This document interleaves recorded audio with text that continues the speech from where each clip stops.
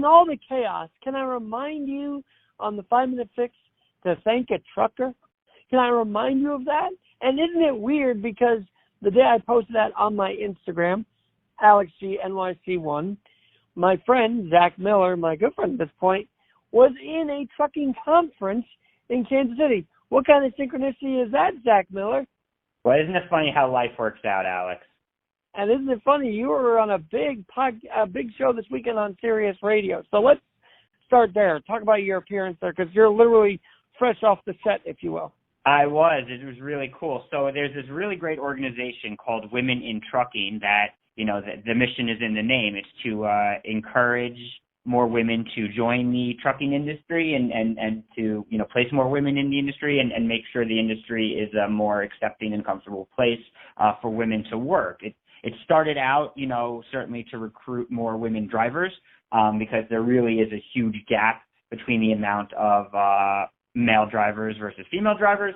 And female drivers do, on average, tend to be much safer. It's about 20% safer than their male counterparts across the board. So certainly, for safety, it's great. And as you and I talked about, truck driving for many, not everybody. There are some who get taken advantage of. I don't want to mislead people, but for most out there, it's a really good livelihood. It's a really good living, and it's a good way for someone to support their family.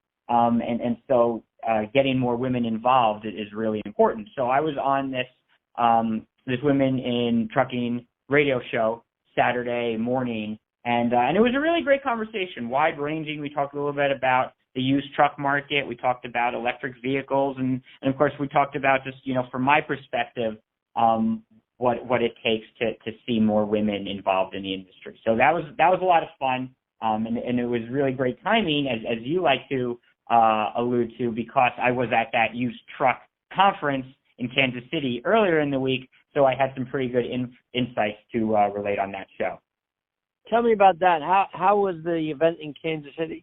It was really good. So it was it was a golf networking event, which I don't play golf, but whatever. I was in the cart and drinking beer and just, chilling with people. And then there was a reception the night before. So really most of the fun happened at the reception. That's when you really got to network and talk to people, really talk over what's going on in the used truck market, where the prices are, where we expect inventory to go, here in the second half of 2022, where we expect prices to go here in the second half of 2022. And to be clear, used truck, that's what you're talking about. Used truck. Now, that's not to say that people don't also sell new, but new trucks usually are, the manufacturers kind of handle that themselves, and so many of the fleets already have the new trucks pre-purchased that they're just waiting on the manufacturers to deliver them, but they're already sold for the most part. Really, what moves,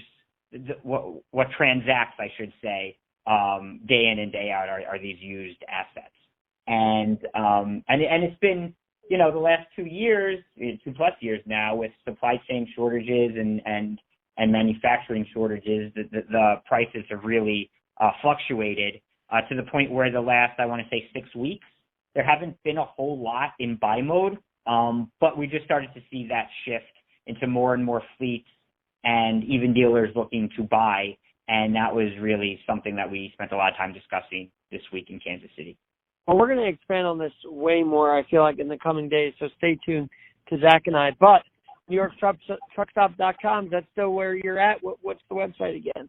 So I'm still the publisher of NewYorkTruckStop.com, but with this used trucks, I partnered with this company, TruckTractorTrailer.com, about 1.5 years ago. So I'm the head of media and business development for TruckTractorTrailer.com, and that's a e-commerce platform. It's an exchange where people can buy and sell their used trucks and trailers and other heavy commercial assets. So that's been really cool. That's been a lot of fun.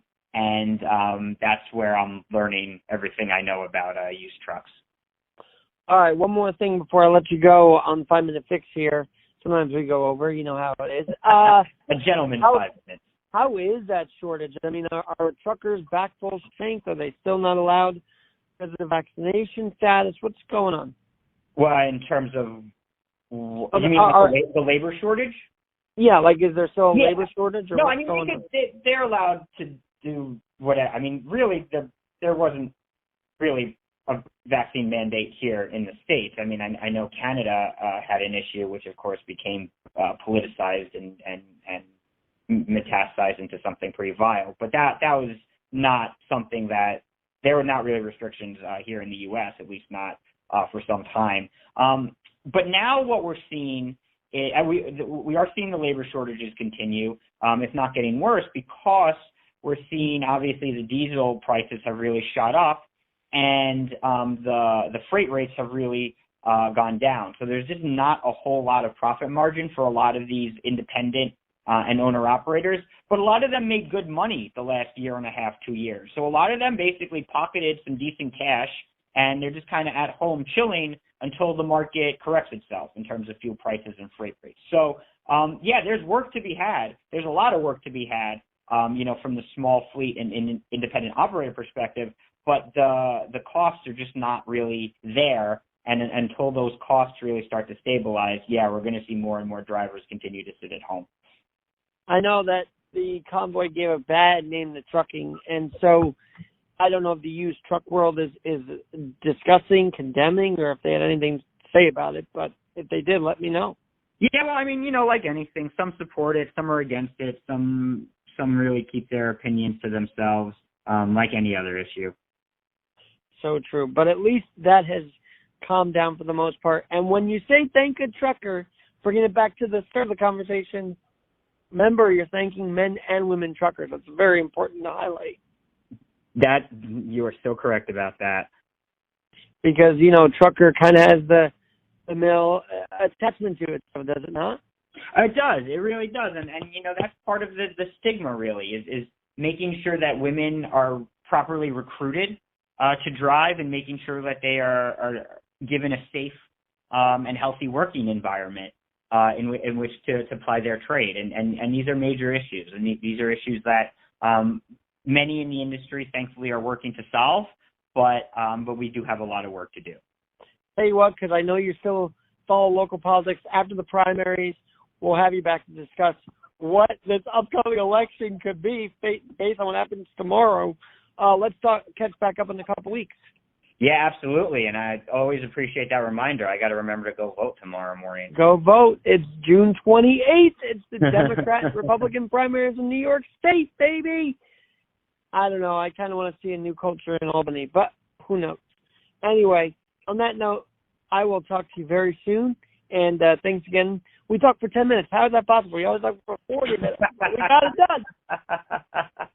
Awesome. All right, Zach. Oh, and by the way, follow them at NY New York Truck Stop on Twitter. And Zach, are you on Twitter personally, or is it still through the company? No, I just really do it through the company. Very cool. There's a little behind the scenes for you. Alex Garrett's 10-minute fix today with Zach Miller. Thanks for listening.